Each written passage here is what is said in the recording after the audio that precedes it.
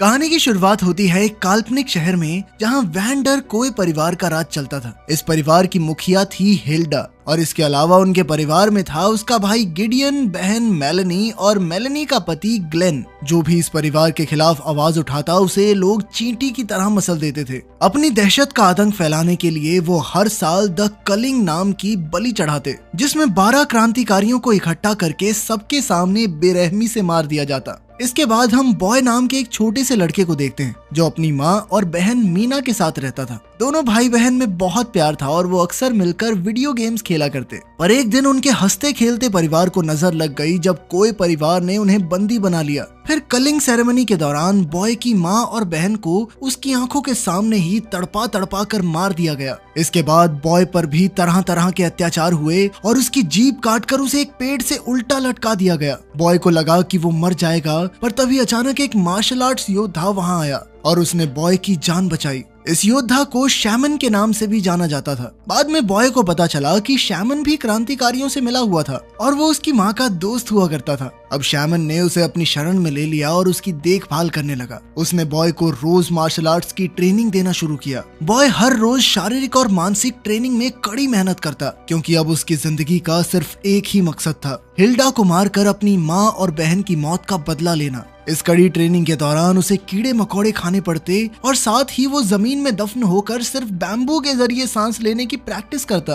असल में वो लड़का गूंगा बहरा था, इसीलिए उसने लोगों के होठ पढ़कर उनकी बात समझने की कला भी हासिल कर ली। इस सब के दौरान बॉय अपनी बहन मीना को बहुत ज्यादा याद करता था, क्योंकि वो हमेशा ही उसका बहुत ख्याल रखती थी। पर शैमन ने उसे अपने अतीत को भुलाकर अपने मिशन पर ध्यान देने को कहा। जल्दी ही बॉय सब कुछ भूल भी गया, मगर वो चाहकर भी अपनी बहन को भुला नहीं पा रहा था। उसे अक्सर मीना दिखाई देती थी और वो उससे बातें करता। इस तरह देखते देखते कई साल बीत गए और अब बॉय जवान हो गया था। एक दिन ट्रेनिंग के दौरान वो शैमन के साथ मुकाबला कर रहा था। सालों की कड़ी मेहनत की बदौलत बॉय बहुत ज्यादा ताकतवर हो चुका था और अब वो शैमन को हराने ही वाला था कि ऐन वक्त पर उसे मीना दिखाई दी, जिससे उसका ध्यान भटक गया और वो हार गया। ये देखकर शैमन को बहुत गुस्सा आया और उसने कहा कि बॉय अब भी पूरी तरह तैयार नहीं है। खैर, फिर एक दिन वो दोनों पास के शहर में गए जहां बॉय की मुलाकात एक सुंदर सी लड़की से हुई जो कि फूल बेच रही थी। उस लड़की ने बॉय को एक फूल दिया जिसे देखकर बॉय को बहुत अच्छा महसूस हुआ, मगर तभी सरकारी फौजियों ने वहां आकर आम लोगों पर हमला बोल दिया। तब पता चला कि वो यहाँ कलिंग सेरेमनी में बलि के लिए लोगों को पकड़ने आए थे।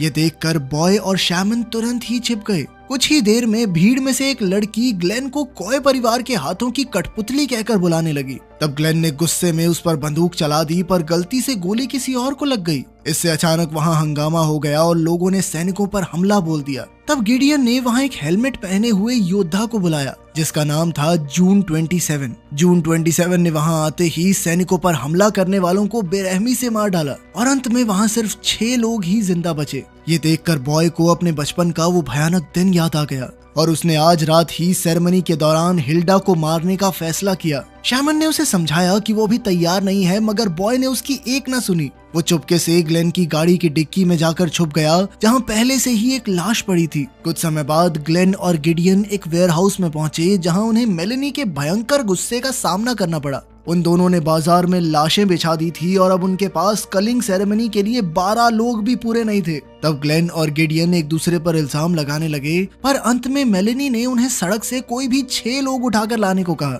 उधर बॉय गाड़ी की डिग्गी से बाहर निकलकर वेयरहाउस में आ गया। अचानक उसे मीना दिखाई दी और वो भटक कर सैनिकों के सामने आ गया। उन्होंने बॉय पर बंदूक तान दी, मगर बॉय ने अपनी बहादुरी और जबरदस्त स्किल से उन सबको ऊपर पहुंचा दिया। मगर एक के बाद एक फौजी आते ही जा रहे थे, इसलिए उसने वहां से भागना ही ठीक समझा। जब वो छुपा हुआ था तो उसकी मुलाकात बाशो नाम के कैदी से हुई। बाशो ने कहा कि अगर बॉय उसकी हथकड़ियां खोल देगा तो वो हिल्डा को मारने में उसकी मदद करेगा। पहले तो वो हिचकिचाया, पर फिर उसने बाशो को आजाद कर दिया। इसके बाद उन दोनों ने मिलकर वेयरहाउस के सभी फौजियों को मार गिराया। फिर उन्होंने ग्लेन को भी धर दबोचा और उससे हिल्डा का पता पूछा। तब ग्लेन ने कहा कि वो कोय परिवार के साथ अपने महल में कलिंग सेरेमनी का जश्न मनाएगी। फिर ग्लेन ने उनसे अपनी जान की भीख मांगी, पर बाशो ने गलती से उस पर आरी फेंक दी, जिससे ग्लेन की मौके पर ही मौत हो गई। खैर, फिर वो दोनों वेयरहाउस से निकलकर क्रांतिकारियों के खुफिया अड्डे पर पहुंचे। तभी अचानक बेनी नाम के एक आदमी ने बॉय पर बंदूक तान दी, पर बाशो ने उसे समझाया कि बॉय उसका दोस्त है। फिर बाशो ने बेनी को गले लगाया और पूछा कि बाकी सब कहाँ हैं। तो बेनी ने कहा कि सरकारी फौजियों ने वहां आकर सबको मौत के घाट उतार दिया। जब बाशो को पता चला कि जिस लड़की से वो प्यार करता था वो भी मारी गई तो वो फूट फूट कर रोने लगा। इसके बाद वो तीनों हिल्डा के महल में घुसने का प्लान बनाने में जुट गए। बॉय ने शेफ की कॉस्ट्यूम पहनी और बाकी दोनों ने गार्ड्स का भेष बना लिया। इसके बाद बॉय शेफ बनकर महल में घुसा तो उसे एक बार फिर से मीना दिखाई दी। मीना ने उसे मैकरून्स खाने को कहा। जैसे ही बॉय ने वो मैकरून्स खाए तो उसके होश ही उड़ गए, क्योंकि उसने आज तक इतना स्वाद खाना नहीं खाया था। और तभी बाशो ने उसे अपने मिशन पर ध्यान देने को कहा। इसके बाद बॉय किचन में गया और उसने अपनी यूनिफॉर्म उतार दी। रसोई में मौजूद बाकी लोगों ने उसे देखा तो बॉय ने चाकू को हथियार बनाकर सबका मुकाबला किया। फिर उसने चीज ग्रेटर की मदद से एक एक की खाल तक उधेड़ दी। सबको मारने के बाद बॉय डाइनिंग हॉल में गया और एक गार्ड को मार डाला। फिर उसने हिल्डा को टेबल पर बैठे देखा और एक ही झटके में उसका सर धड़ से अलग कर दिया। चारों ओर शोर मच गया और बॉय ने हिल्डा का सर उठाया, पर तब उसे एहसास हुआ कि ये हिल्डा थी ही नहीं। तब गिडियन फौजियों के साथ वहां पहुंचा और कहने लगा कि वो जानता था कि कोई हिल्डा को मारने की कोशिश करने वाला है और इसीलिए उसने ये जाल बिछाया था। इसके बाद गिडियन ने जून 27 को बुलाया और वो बॉय के साथ दो दो हाथ करने लगा। उन दोनों में जबरदस्त लड़ाई शुरू हो गई और अंत में बॉय ने उसका हेलमेट उतार दिया। उसका असली चेहरा देखते ही बॉय का ध्यान भटक गया और जून 27 ने मौके का फायदा उठाकर उसे बेहोश कर दिया। कुछ देर बाद जब बॉय को होश आया तो वो एक कुर्सी से बंधा हुआ था। जून 27 ने कहा कि अगर वो शैमन का पता बता देगा तो वो उसे रिहा कर देगी, मगर बॉय ने ऐसा करने से साफ इनकार कर दिया और जून 27 गुस्से में वहां से चली गई। बाद में गिडियन ने वहां आकर बॉय को बताया कि हिल्डा शैमन से डरती है, इसीलिए वो मासूम लोगों की जान लेती रहती है। गिडियन अब इस खून खराबे से तंग आ चुका था, इसलिए गिडियन ने बॉय को कहा कि प्लीज भाई पता बता दे उसका, ताकि हिल्डा उसे मार कर ये सब बंद कर दे। पर बॉय टस से मस नहीं हुआ। अब कोई चारा नहीं था, इसलिए गिडियन बॉय को एक खास कमरे में ले आया, जहां उसे बांधकर उसकी गर्दन पर बिजली का झटका देने वाला कॉलर बांध दिया गया। तब मेलेनी ने उसे कहा कि उसने मेलेनी के पति ग्लेन को मारकर बहुत बड़ी गलती की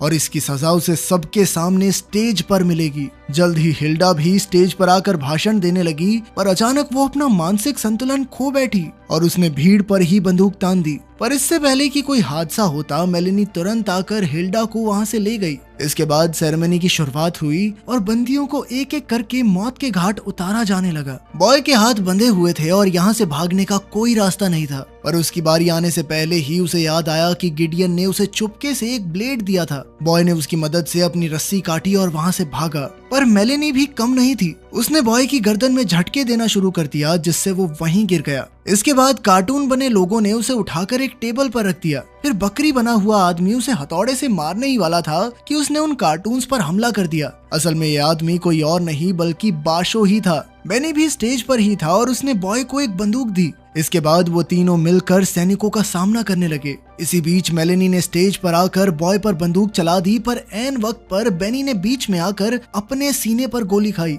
आखिरकार उसने बॉय की बाहों में दम तोड़ दिया। इधर मेलेनी ने बाशो को भी गोली मार दी थी। तब बॉय भागकर एक कार्टून के पीछे छिप गया और फिर उसने मेलेनी को एक कुर्सी पर बांध दिया। मेलेनी ने कहा कि पूरा देश इसे टीवी पर देखेगा और अंत में सब मेलेनी को एक शहीद मानेंगे। पर बॉय ने बिना उसकी बकवास सुने मेलेनी का सर धड़ से अलग कर दिया। फिर बॉय हॉल में गया जहां गिडियन जख्मी होकर जमीन पर पड़ा था। गिडियन ने बताया कि उसने गद्दारी की थी, इसलिए उसकी बहन मेलेनी ने उसे गोली मार दी। खैर गिडियन ने बॉय को एक चाबी दी, जिससे बॉय उस बंकर में घुस सकता था जहां हिल्डा छिपी हुई थी। अब बॉय गिडियन की जान भी लेने वाला था कि तभी उसे मीना दिखाई दी और उसने बॉय को रोक दिया। उसने कहा कि गिडियन ने उस वक्त बॉय की मदद की थी जब उसके साथ कोई नहीं था। पर बॉय ने मीना से कहा कि तुम असली हो ही नहीं, क्योंकि मेरी बहन तो मर चुकी है। ये सुनते ही मीना गायब हो गई और बॉय ने गिडियन को बेरहमी से मार डाला। इसके बाद वो उस बंकर तक पहुंचा जहां हिल्डा छिपी हुई थी। हिल्डा ने दरवाजे की स्क्रीन पर आकर कहा कि अगर वो अंदर घुसा तो बेवजह मारा जाएगा।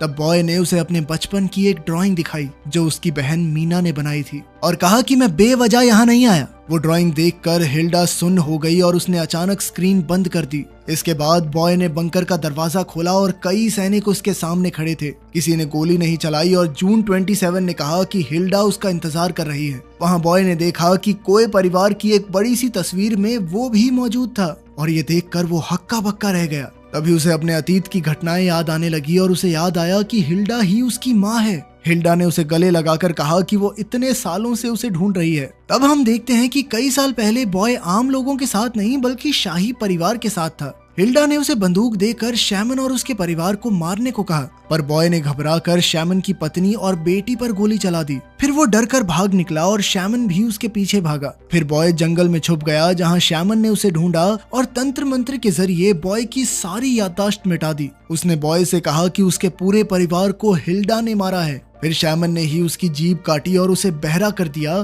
ताकि बाद में बॉय शैमन के लिए बदला ले सके। अब असलियत में बॉय को पता चला कि जून 27 ही उसकी बहन है। अपने भाई को देखकर जून 27 की भी आंखें भर आई। अब हिल्डा ने बॉय से शैमन का पता पूछा ताकि वो अपना बदला पूरा कर सके, पर बॉय अब भी शैमन से गद्दारी करने को तैयार नहीं था। तब हिल्डा ने गुस्से में कहा कि बॉय को अपने परिवार की कोई फिक्र नहीं है, इसीलिए उसने जून 27 को बॉय को मारने का हुक्म दिया। जून 27 ने कुल्हाड़ी उठाई, पर तभी उसे अपने बचपन के वो हसीन पल याद आए जो उसने अपने छोटे से भाई के साथ बिताए थे। अब जून 27 ने मुड़कर हिल्डा को ही जान से मार डाला। अब सैकड़ों सैनिकों ने बॉय और जून पर हमला कर दिया, पर उन्होंने मिलकर मशीन गन के जरिए उनका सामना किया। फिर वो भागकर लिफ्ट में गए और तब जून ने कहा कि उनकी माँ कहती रहती थी कि बॉय मर चुका है, पर जून का दिल कहता था कि वो अब भी जिंदा है। वो अपने भाई के हत्यारों से बदला लेना चाहती थी, पर इस रास्ते पर चलते चलते वो कब खुद हैवान बन गई उसे पता ही नहीं चला। खैर फिर दरवाजा खुला और वो बाहर आकर शैमन से मिले।